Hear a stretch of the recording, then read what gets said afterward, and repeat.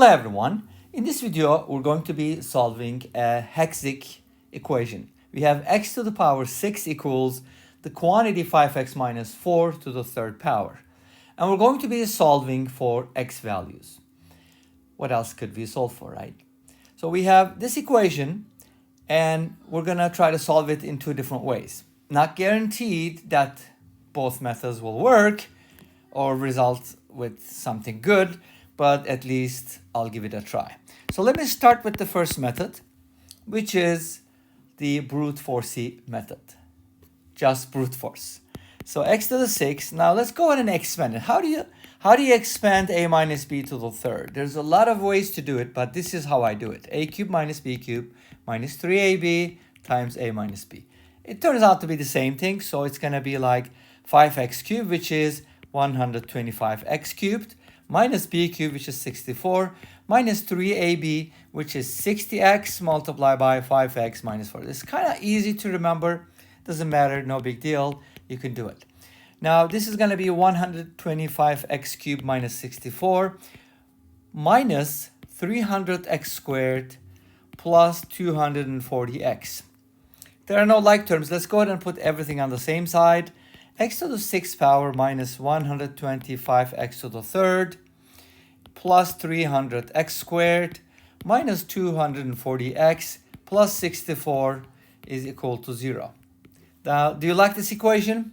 Can we solve it using the Hexic formula? Well, the problem is it does not exist because we don't even have a quintic formula. Quintic equations cannot be solved. Just accept the fact. And the same thing goes for anything higher, obviously, because, come on. If you had the Hexic formula, that would probably be several thousand pages long. Who knows? But it doesn't exist, so don't worry about it. How can we solve it? There's a couple different ways. First of all, we can try what's called rational root theorem, if there are any rational roots.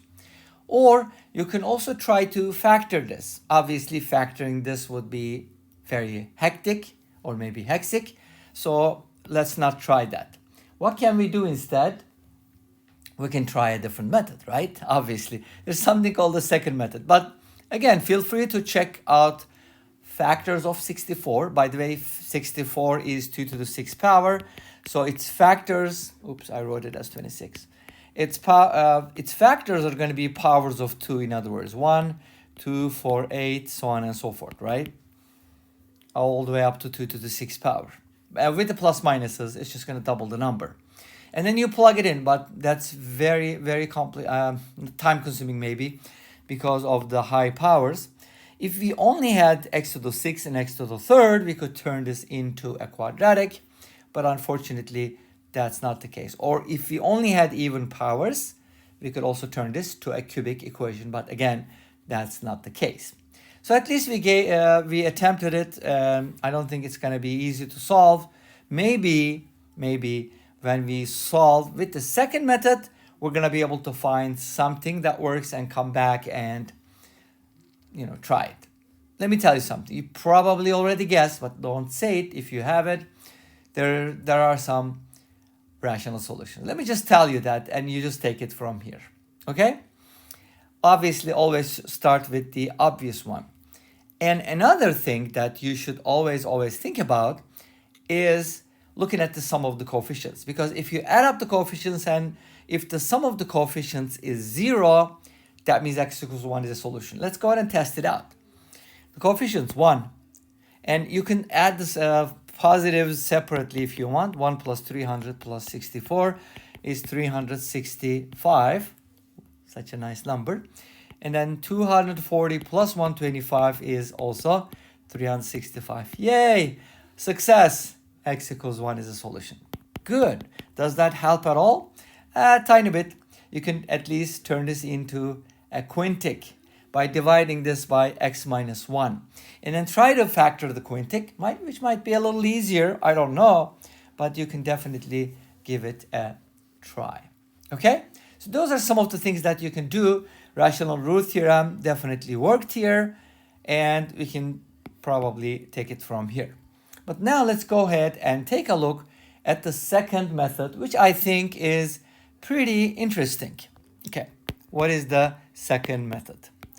you probably noticed that x equals 1 is a solution. Why? If x is 1, 1 to the 6th power is 1 to the 3rd power, obviously. Okay, now what if we don't expand and instead cube root both sides, right? That makes sense, doesn't it? So we could go ahead and cube root both sides, and then we have to be a little careful with the cube root of x to the 6th, because that would normally be x squared. Does that become absolute value? So here's the thing.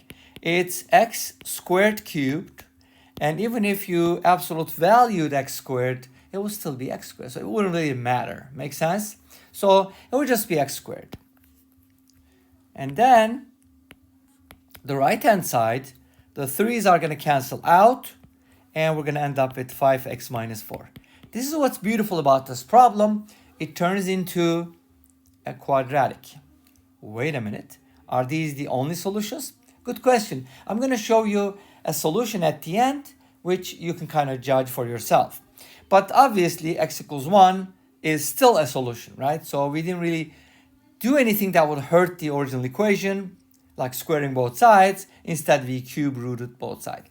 So let's go ahead and put everything on the same side and solve for this equation. Now, this is factorable. Find two numbers whose product is 4 and whose sum is -5. Those numbers are -4 and -1, which means this can be factored into x minus 4 times x minus 1. From here, you get x equals 4 and x equals 1. Wait a minute. We should not lose any roots because we didn't do anything bad to the equation. We just cube rooted both sides. What about the other equations? Well, you got to remember, this is Hexic, and a Hexic equation is supposed to have 6 complex roots, and some of these roots may be real. In this case, yes, there are 2 solutions that are real. The others are probably non-real. What is that supposed to mean? It means they're complex and not real. Okay, so let's go ahead and take a look at one of the solutions. I think can be expressed. And obviously there is a graph that you can kind of look at. The 2 graphs intersect at x equals 1 and x equals 4, as you can clearly see here. X to the 6 is even, so it's symmetrical, but the other one is cubic, so it's going to be a little different, curvy. And ta-da! Complex solutions which you can find. By the way, there is a way to get to the complex solutions.